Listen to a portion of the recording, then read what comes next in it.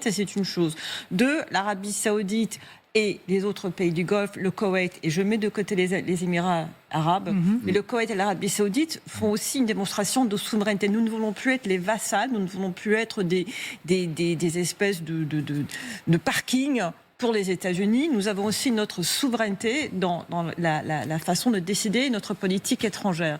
Trois, la peur des représailles. On a vu récemment les bombardements très intenses sur les Émirats arabes unis. Et donc, l'idée qu'il y ait de nouveau des représailles iraniennes, sans doute très très fortes dans leur décision. Et puis il y a le rapprochement avec la Chine, surtout de l'Arabie Saoudite. L'Arabie Saoudite qui exporte énormément de pétrole vers la Chine.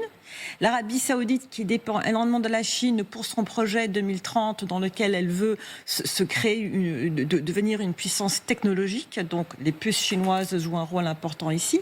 Donc on voit un potentiel de reconfiguration géopolitique du Golfe et du monde.